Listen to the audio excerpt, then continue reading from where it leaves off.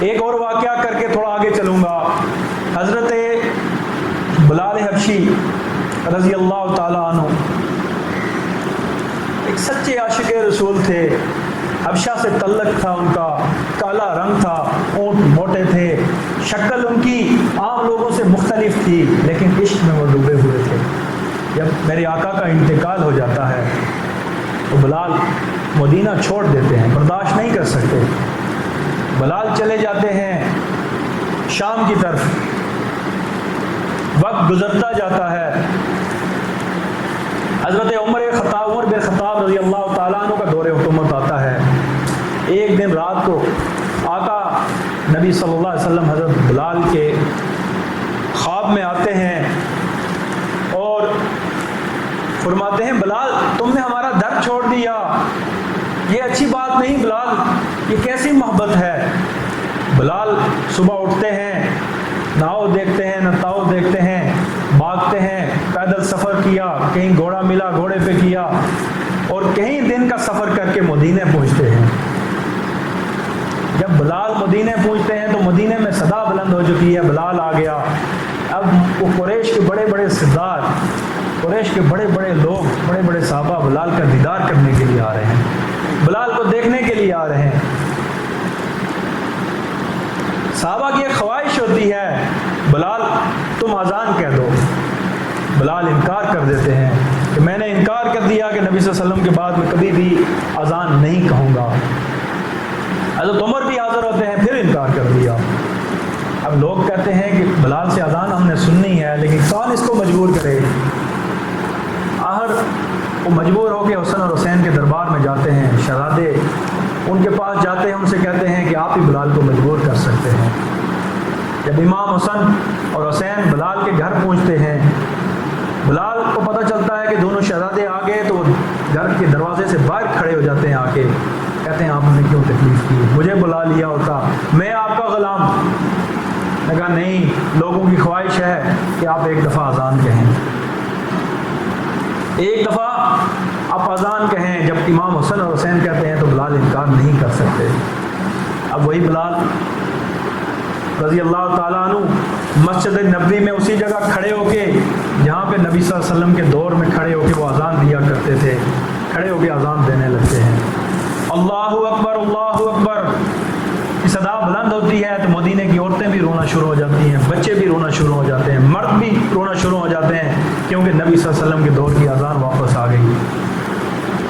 جب وہ اشہد ان محمد رسول اللہ پہ پہنچتے ہیں تو بلال کی چیخ نکلتی ہے اور وہ گر جاتے ہیں. ان کو ہوش میں لایا جاتا ہے. پوچھتے ہیں بلال کیا ہوا؟ کہا کہ جب میں اشہد ان محمد رسول اللہ کہتا تھا، میں اذان دے رہا ہوتا تھا، سامنے میرے نبی بیٹھے ہوتے تھے، ان کے رخسار کو میں دیکھ رہا ہوتا تھا، ان کی زلفوں کو میں دیکھ رہا ہوتا تھا. آج جب میں نے اپنی نظر اوپر اٹھائی تو دیکھا میرے آقا نہیں تھے، میں برداشت نہ کر سکا اور میں بے ہوش ہو گیا. اور اس کے بعد بلال نے کبھی اذان نہ دی. اب یہ لوگ اتباع رسول میں فنا فی الرسول و فنا فی اللہ تھے. انہوں نے اپنی زندگی کا مقصد اتباع رسول بنایا ہوا تھا. آج ہم آخری دور کے مسلمان ہیں، ہمیں مقصد نبوت بھی سمجھنا ہوگا. مقصد نبوت کیا ہے؟ والذی ارسل رسولہ بالہدی ودین الحق لیظہرہ علی الدین کلہ. یہ وہ مقصد نبوت ہے جس کی تکمیل ہم نے کرنی ہے. کہ اللہ تعالیٰ فرماتا ہے کہ ہم نے آپ کو رسول بنا کے بھیجا، بالہدا قرآن دے کے، و دین الحق اور دین حق دے کے بھیجا. دین حق کیا ہے؟ وہ راستہ ہے، وہ شریعت ہے جو ہماری رہنمائی کرے گی.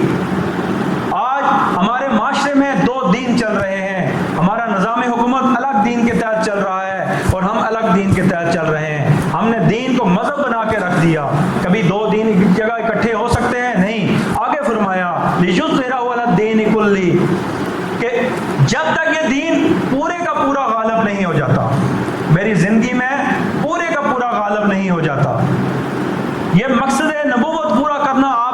سے تقاضا کرتا ہے کہ میرا نبی صلی اللہ علیہ وسلم کا دین عدالت میں بھی نافذ ہو، دفتر پہ بھی نافذ ہو، دکان میں بھی نافذ ہو، حکومت میں بھی نافذ ہو، زندگی کے ہر شعبے، ہر گوشے، ہر فیلڈ میں نافذ ہو۔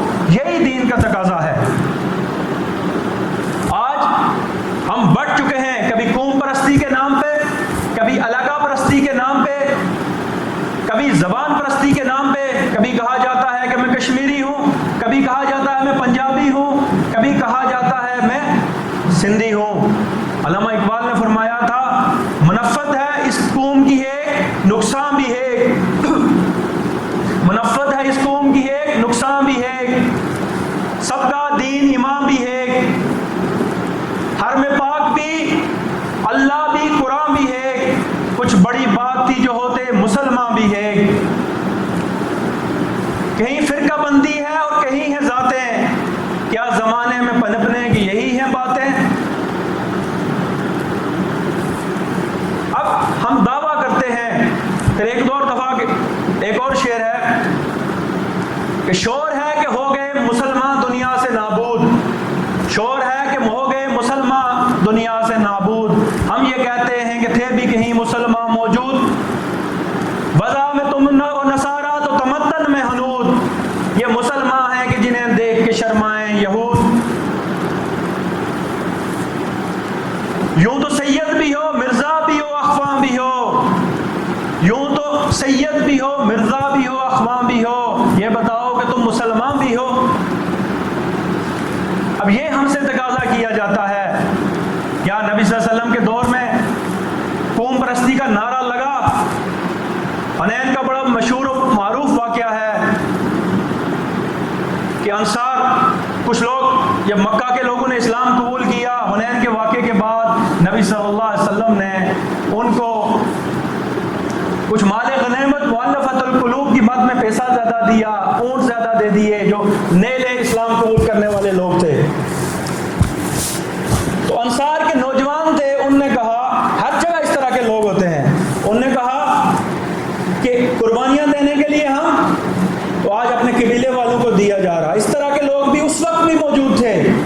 تو نبی صلی اللہ علیہ وسلم تک جب یہ بات پہنچی تو نبی صلی اللہ علیہ وسلم نے سب کو اکٹھا کیا، انصار کو بھی اکٹھا کیا اور قریش کے لوگوں کو بھی اکٹھا کیا۔ فرمایا انصار، میں نے یہ سنا ہے کہ تم یہ بدبودار نعرہ مار رہے ہو، قوم پرستی کا نعرہ، قبیلہ پرستی کا نعرہ، وہ بدبودار نعرہ نبی صلی اللہ علیہ وسلم نے قرار دیا کہ تم یہ بدبودار نعرہ مار رہے ہو۔ انہوں نے کہا، بڑے لوگوں نے کہا، نہیں یا رسول اللہ، یہ کچھ لوگ تھے، ہم ان کو سنبھال لیں گے۔ نبی صلی اللہ علیہ وسلم نے فرمایا، نہیں انصار، میری بات سنو، میری بات سنو۔ اب نبی صلی اللہ علیہ وسلم نے وہاں ان سے کہا کہ انصار، یاد رکھو کہ جب تم گمراہ تھے تو اللہ نے میری وجہ سے تمہیں ہدایت دی کہ نہیں دی؟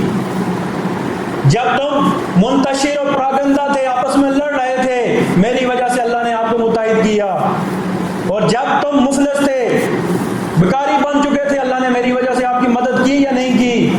تو سارے انصار کہنے لگے، یا رسول اللہ آپ درست کہہ رہے ہیں۔ پھر نبی صلی اللہ علیہ وسلم نے کہا، نہیں نہیں انصار، بات اور بھی ہے، وہ بھی سن لو۔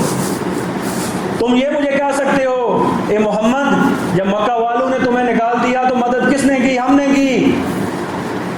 یہ میرے نبی کا انداز بیان تھا کہ جب مکہ والے آپ کو جھٹلا رہے تھے، آپ کے قبیلے والے، تو ہم آپ کی مدد کر رہے تھے۔ جب انہوں نے آپ کو مفلس چھوڑ دیا، ہم آپ کی مدد کر رہے تھے۔ جب آپ سے وہ بچھڑ گئے، ہم آپ کے راستے میں آپ کے ساتھ تھے۔ انصار کہتے ہیں، یا رسول اللہ نہ کہیے، رونا شروع ہو گئے۔ نبی صلی اللہ علیہ وسلم نے اگلا جملہ کہا، اے انصار، لوگ اونٹ اور بکریاں لے کے جائیں، لوگ مال و دولت لے کے جائیں، تمہیں کیا یہ پسند نہیں کہ محمد تمہارے ساتھ جائے؟ سب رونا شروع ہو گئے، اور وہاں پہ اس نعرے کا توڑ ہوا۔ آج کیا ہے؟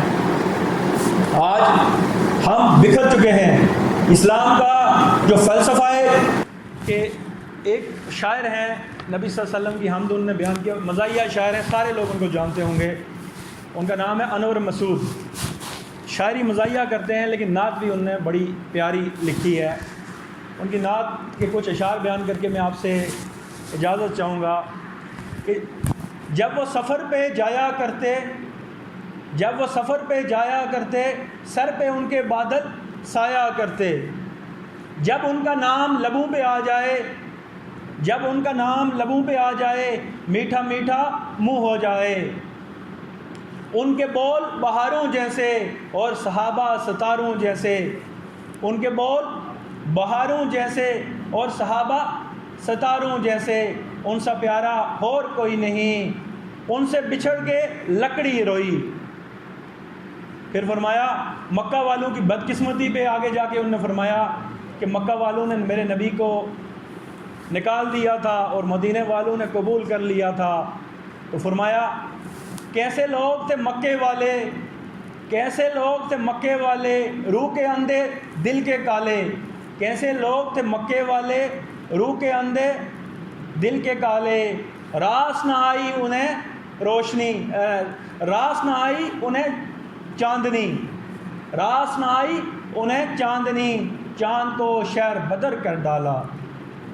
صادق و امی وہی ہیں، طٰہٰ ہو یاسین وہی ہیں، میرے مولا کی پہچان وہی ہیں، میرے مولا کی پہچان وہی ہیں، سب سے بڑے انسان وہی ہیں۔ وما علینا الا البلاغ۔